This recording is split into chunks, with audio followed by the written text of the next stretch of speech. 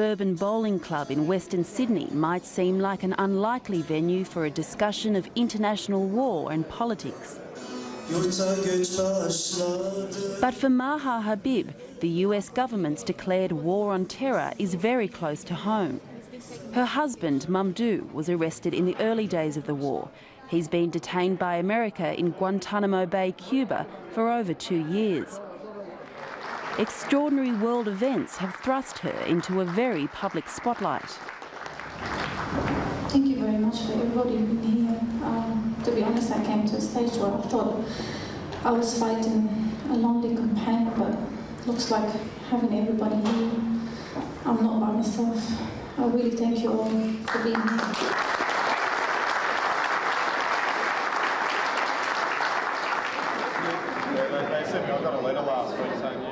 Maha and Mamdouh Habib's lawyer is Stephen Hopper.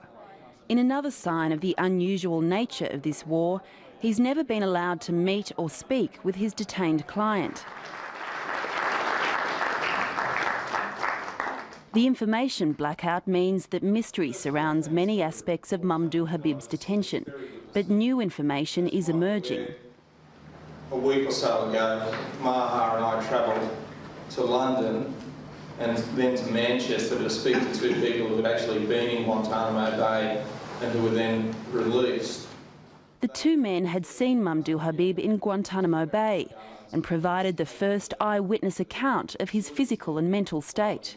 Now, Mamdouh couldn't walk properly and he couldn't walk with his eyes open. When he came back, Tarek asked him about that and he said, "Why can't you open your eyes? What's wrong? Why are you so unsteady?" And he said, "Well, when I was in Egypt, I was blindfolded for the entire time. I was electrocuted by them, I was beaten regularly and tortured."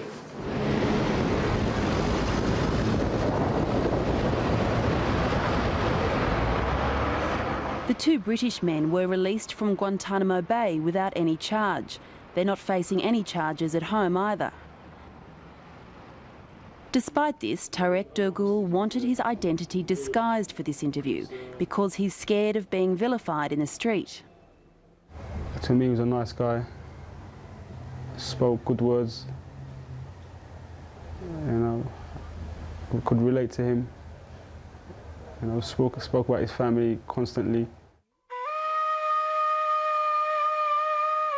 Tarek claims that in Guantanamo Bay he saw Mamdouh Habib being dragged around in chains and bashed. He also says American interrogators told Mamdouh his family is dead and that Mamdouh firmly believes this. Alhamdulillah. Darling, take care of yourself and children. Say hello to everyone. For Maha, this explains why Mamdouh has not written to her since March last year. And I said, it's just not him. There must be something wrong. I've mentioned that and I've said that so many times. But when we went to London, after speaking to to Tarek and Jamal, it made sense to me as to why he hasn't been writing, because they said he believes that his family's been blown up and they don't exist. Perhaps the most disturbing allegation, though, concerns what happened to Mamdouh in Egypt, where he was detained for around 6 months before Guantanamo Bay. Tarek met Mamdouh in the hospital shortly after he'd come from Egypt. Very confused, dizzy, dazed, weak. So he spoke very slow, spoke in riddles. I couldn't really make out what he was telling me some stuff about Egypt and being taken to Egypt and blah, blah, blah. Mamdouh explained he'd been brutally tortured.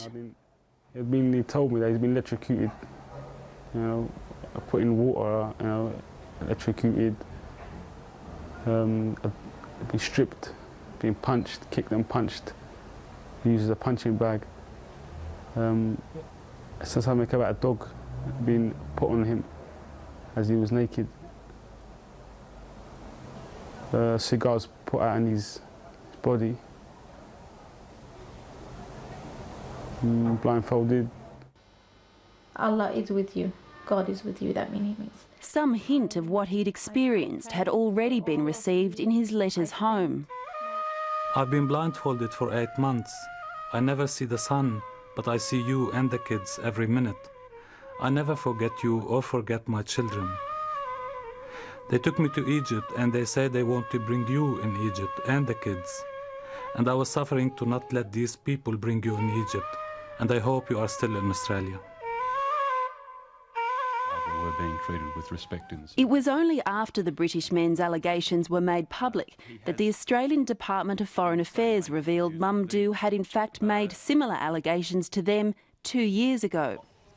To give you a complete picture, I think it's important to say that on the first Australian visit to Mr Habib in Guantanamo Bay, which was only 10 days after his transfer there from Egypt, Mr Habib made some serious complaints about maltreatment during his time in Egypt.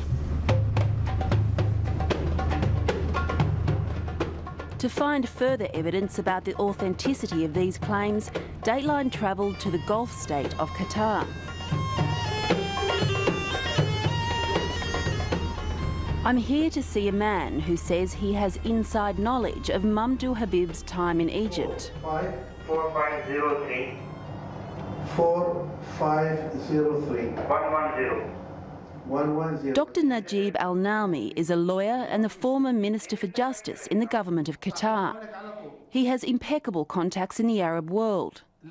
Dr Najib says that towards the end of Mamdouh Habib's time in Egypt, he received information about the Australian. They said he will die.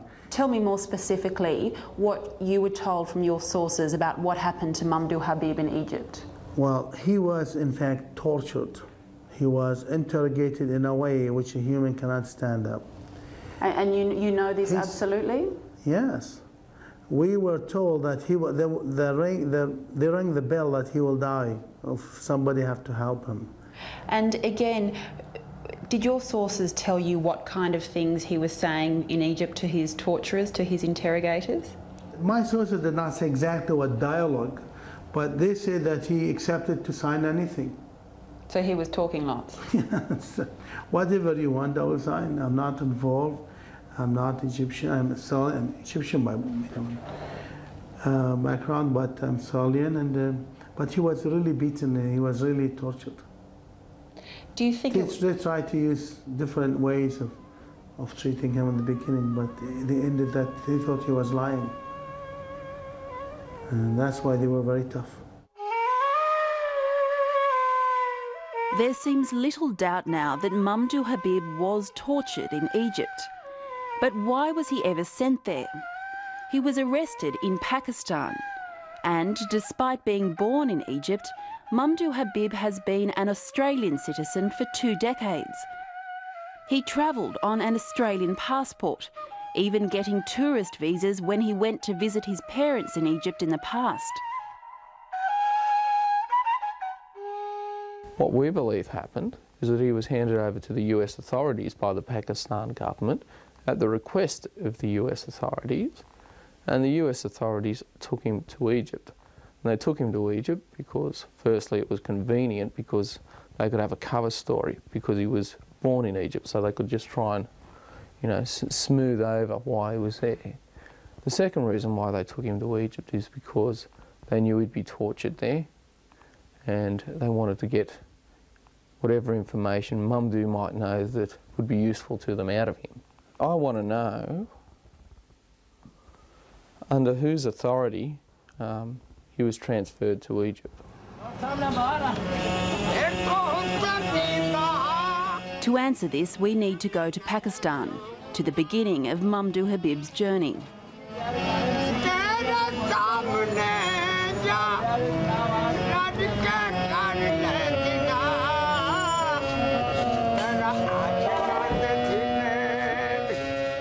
According to his wife, Mamdouh Habib came to Pakistan in July 2001, looking for a sea change for the entire family.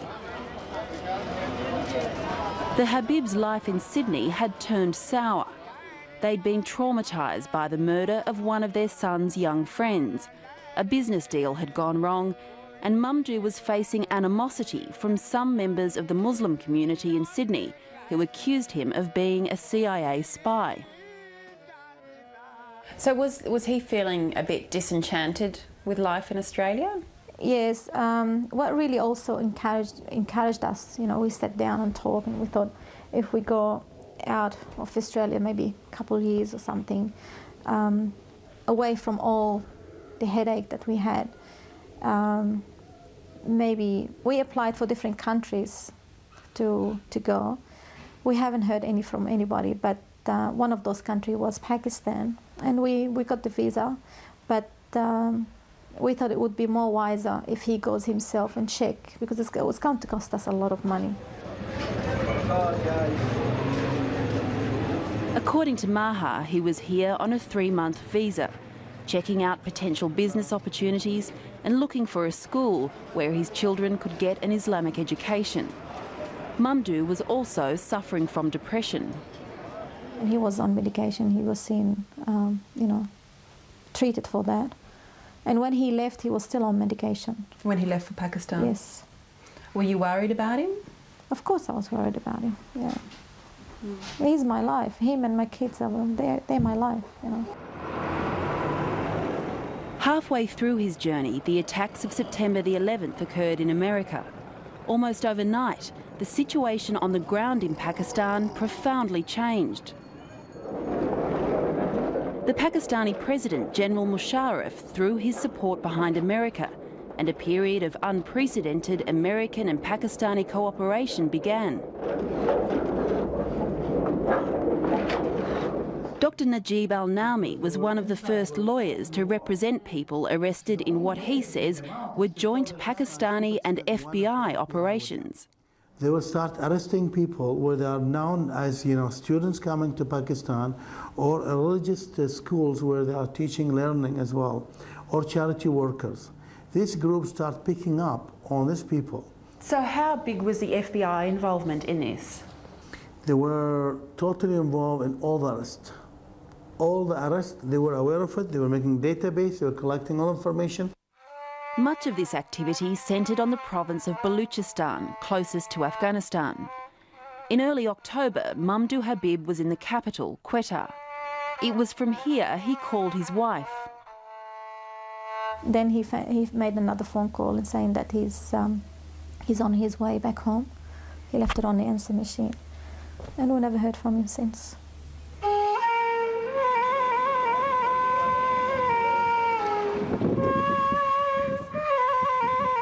On the 4th of October 2001, Mamdouh Habib came here to Quetta bus station.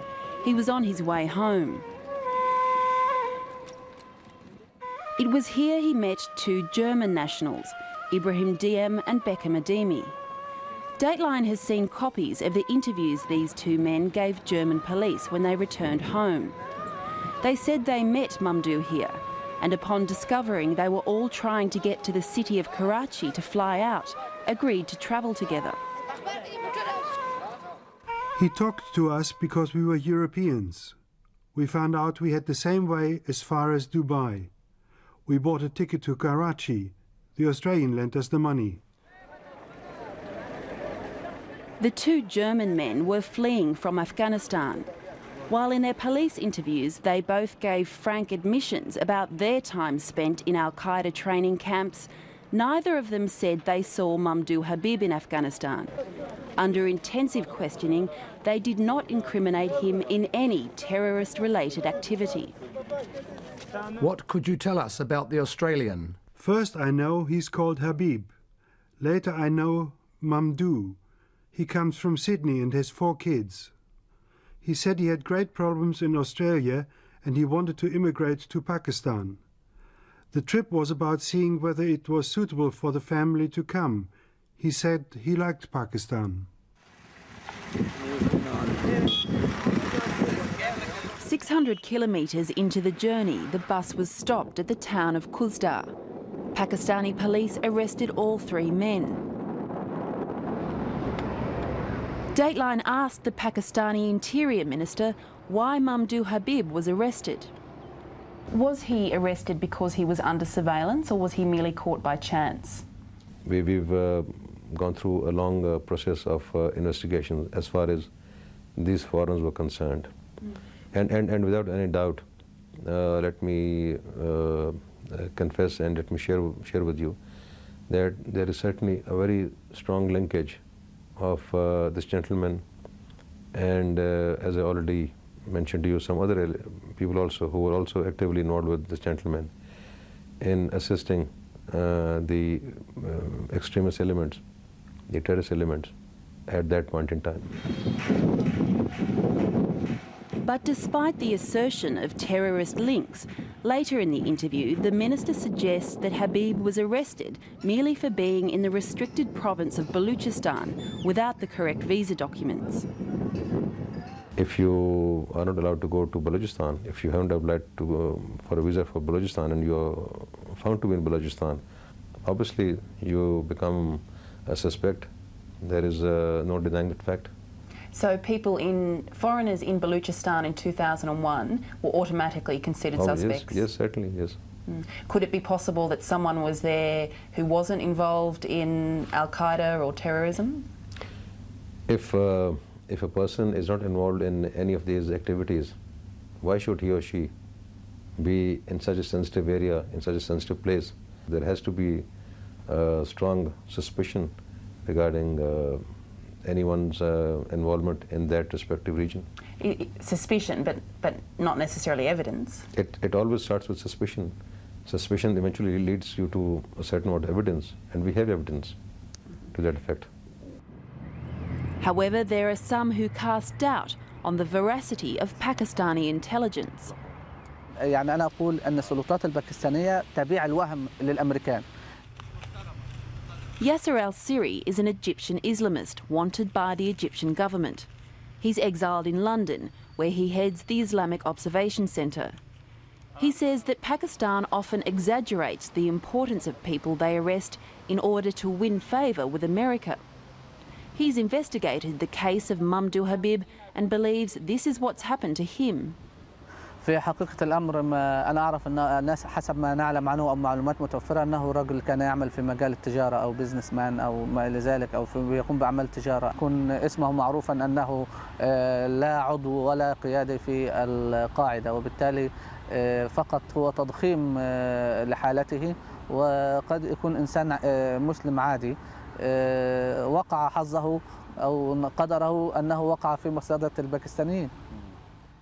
This is the main Doha. All these towers. In Qatar, Dr. Najib al-Naumi argues that the sweep that picked up Mamdouh Habib was not based on good intelligence.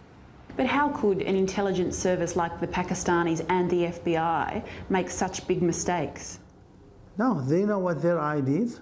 The IDs are this. Let us pick them all up and find out which one is really belong to Al-Qaeda and which one is actually a supporter or a member or associate. But they ended all of them actually in Guantanamo.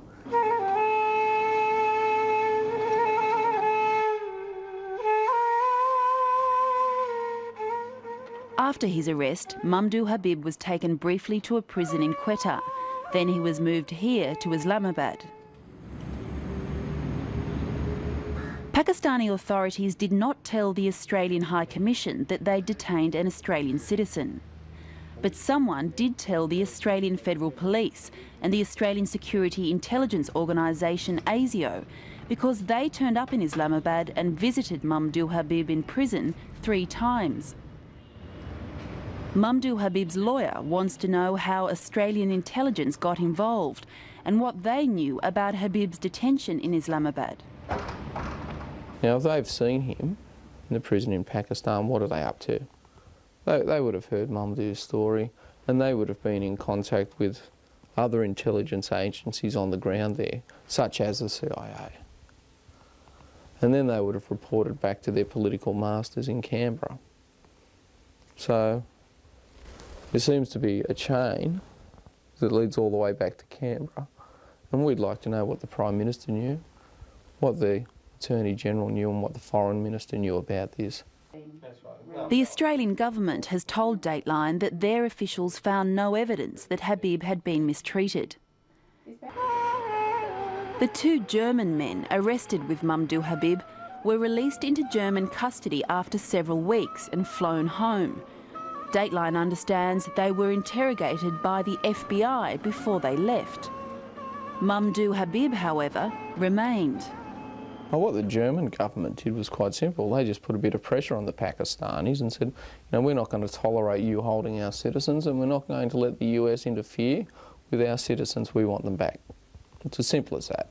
Now, the Australian government just didn't try hard enough. Did the Australian government ask to have Mamdouh Habib deported to Australia? No, they did not. The High Commissioner in Islamabad, Howard Brown, told Dateline that he vigorously attempted to get consular access to Mamdouh Habib, but was denied. He said he wasn't told Habib was being sent to Egypt and only found out after he'd gone. The High Commissioner was told by Australian law enforcement authorities. So who organised and authorised the removal of Mamdouh Habib to Egypt? A source who's spoken to Pakistani intelligence told Dateline that after Pakistan finished interrogating Mamdouh Habib, he was handed over to the FBI. They interrogated him here at Chakalala Airport in Islamabad. Then, the source says, the US sent him to Egypt. We pursued this allegation with the Pakistani Interior Minister. And who sent Mamdouh Habib to Egypt? You see, now you are transgressing into some very sensitive areas. You know, this is, you know, unfortunately we cannot simply share the outcome of the investigations with anyone. Was it a Pakistani decision? It's obviously it's a Pakistan decision initially, because if anyone who's caught on Pakistan soil, it's Pakistan's decision. It's Pakistan's prerogative, certainly. And so just to clarify, it was a Pakistani decision to send him to Egypt? It's not exactly Pakistan's decision. You know, a person who's caught in Pakistan, let me also clarify this. If he or she is of Pakistan origin, certainly they do not go outside Pakistan. If that person is of foreign origin, then if he or she is wanted by a foreign government, any government, they put in a request to Pakistan, and under certain arrangements which we have on a reciprocal basis, on a bilateral basis, even with some countries on a multilateral basis, we feel that their request is valid and genuine, then we do accede to that request. Which country are you talking about? I'm talking of all these countries, the US, the European Union, Egypt, you know, all these countries, you know. So are you implying that Egypt requested... No, Egypt did not request us. Egypt definitely did not request Mamdouh Habib? No. So did the United States request? Yes, they did request us, yes. United States requested that he be sent to Egypt? The US wanted, they wanted him for their own investigations. Now we are not concerned where they take him. You don't see it as Pakistan's issue? No, it's not. As far as we were concerned, we were satisfied with our own investigation at that point in time. Once that was over, once we were satisfied with our own investigations, certainly we had no problem in handing him over to another ally of ours. The Americans? Yes, that's right.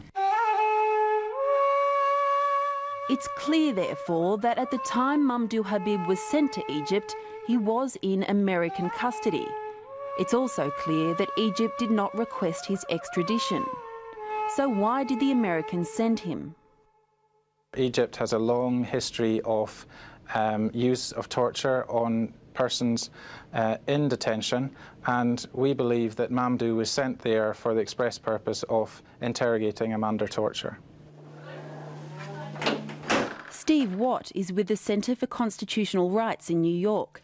He represents many Guantanamo Bay inmates in America, including Mamdouh Habib. What this is state-sponsored abduction, and that's a violation of international law. This is a serious allegation, but not an isolated one.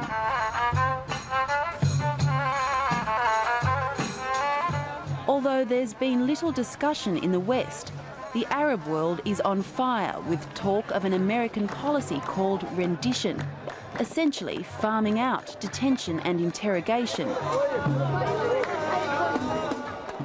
There are dozens of documented examples of this happening, not just in Egypt.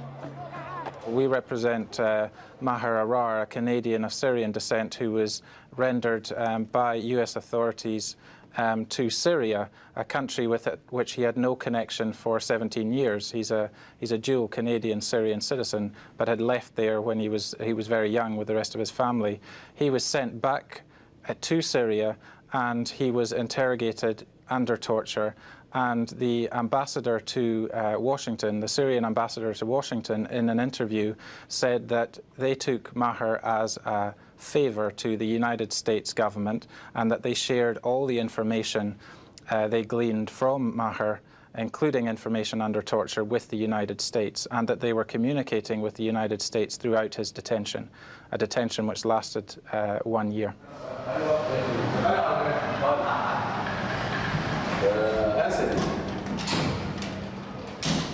Montasser al-Zayat is a leading Islamist lawyer here in Egypt, where the practice of rendition was pioneered.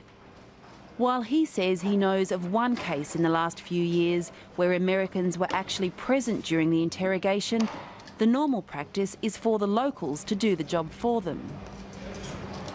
تقدم الولايات المتحدة أو الأجهزة الأمنية مذكرة كتابية إلى الأجهزة المصرية تتضمن أسماء الشخصيات ونوعية المعلومات المطلوبة عن مثل هذه الشخصيات. وبالتالي السلطات المصرية تقوم باستجواب مثل هذه الأسماء أو هذه الشخصيات وتقدم معلومات عنها للأجهزة الأمريكية.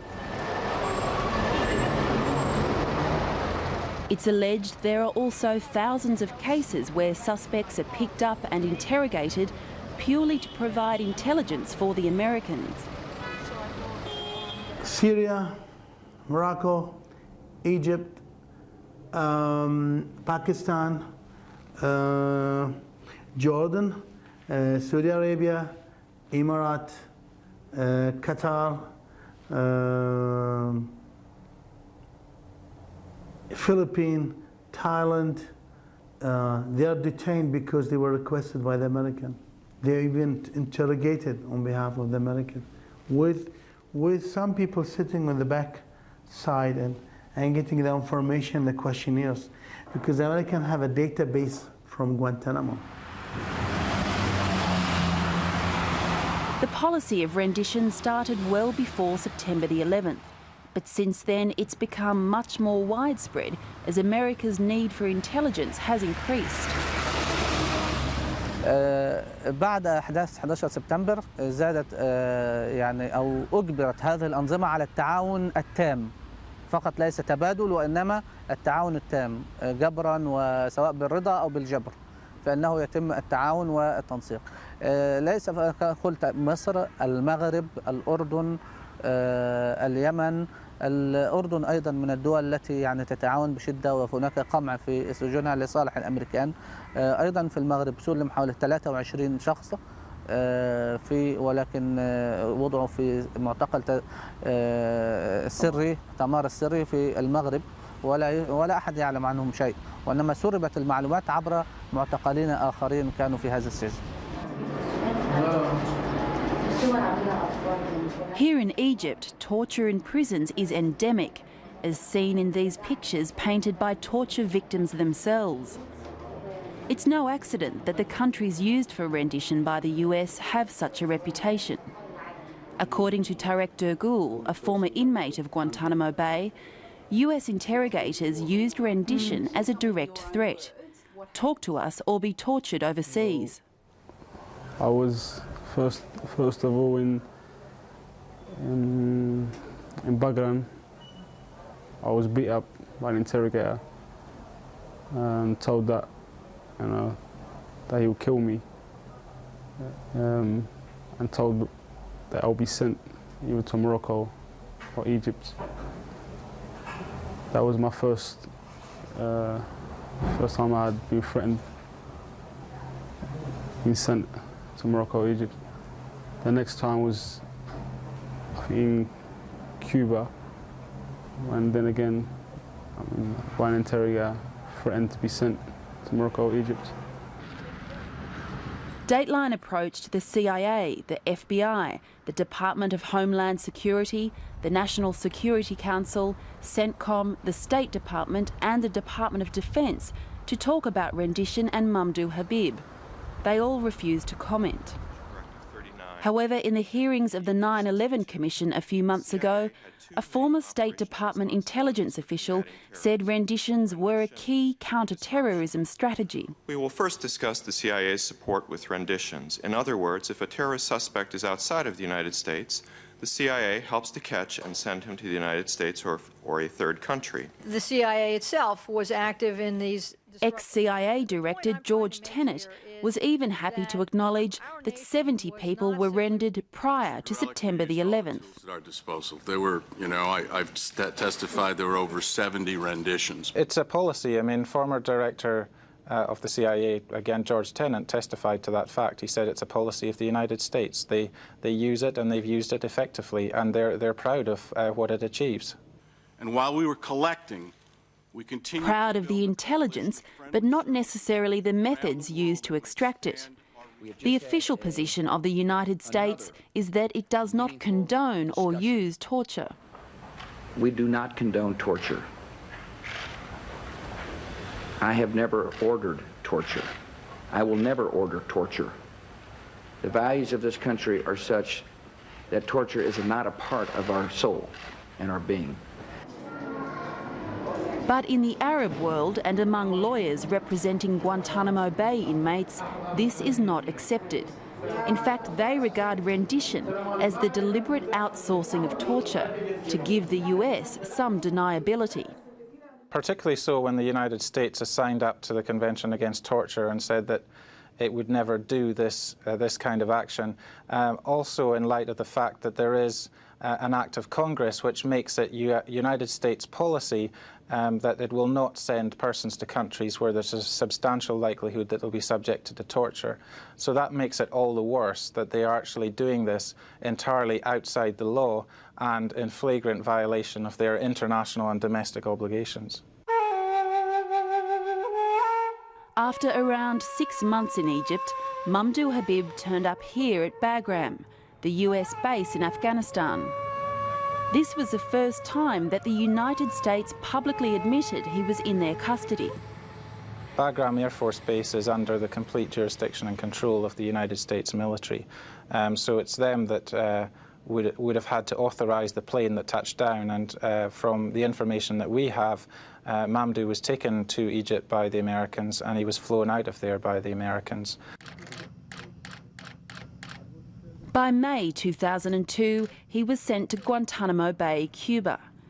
And it seems a safe assumption that any intelligence gathered from his interrogation in Egypt would have come with him. Stephen Hopper says this kind of evidence is massively flawed. It's been proven over hundreds and hundreds of years of the development of the common law in our legal systems. It just cannot be relied on. People will say anything to stop pain or psychological torture. Just because they say it doesn't mean it's true in those circumstances. 3 years after he was arrested, Mamdouh Habib has still not been charged with anything, though the American administration has indicated recently he's likely to be listed for a military tribunal soon. The Australian government is convinced that Mamdouh Habib, like the other Australian detained at Guantanamo Bay, David Hicks, does have a case to answer. And in fact, we know, because we've received advice on these matters from the United States, that the charges that will ultimately be brought evolve around their training with Al-Qaeda and Laqsa-e-Toiba, and that their involvement with those organisations has been of a very significant order. Well, I would say that's bullshit.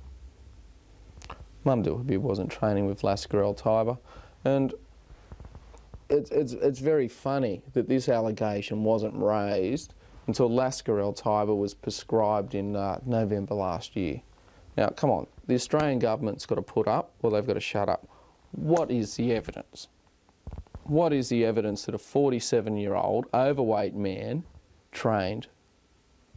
I don't believe there is any evidence. I believe that Mr Habib was picked up in a general sweep of Pakistan in the lead up to the war in Afghanistan. I believe that perhaps his documents weren't in proper order and he was taken in for further questioning.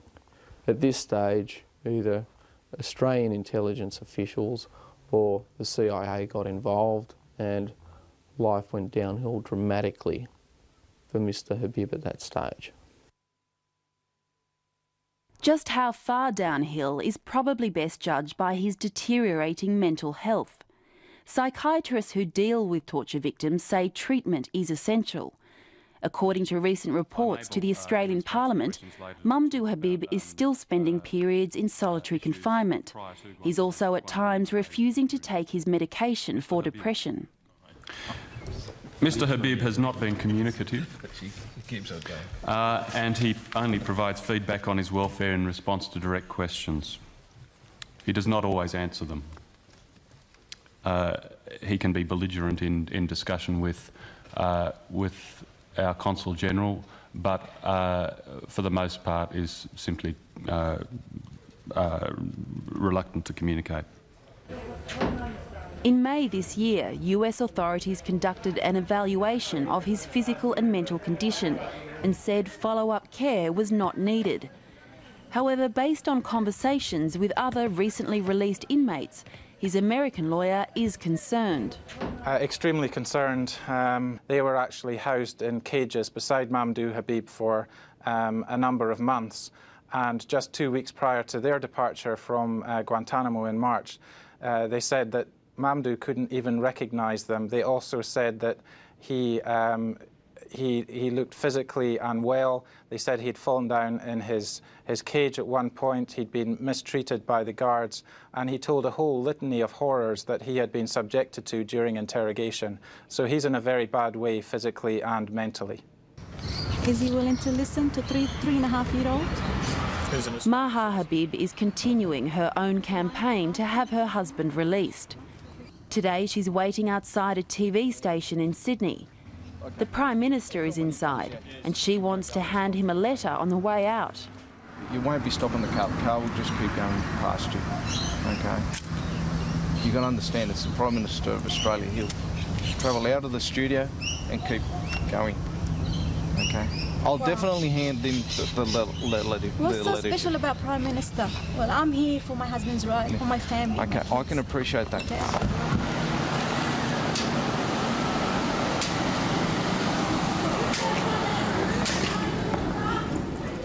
This day, Maha Habib is unsuccessful. However, she's vowed to keep trying to bring her husband home. My husband never committed no crime being committed against him and against us, okay? If he has committed any crime, all right, bring him here, let him see justice. But if he hasn't done, just let him go, let him see his family. Almost 3 years since it. 29th of July, he'll be away from us for 3 years now.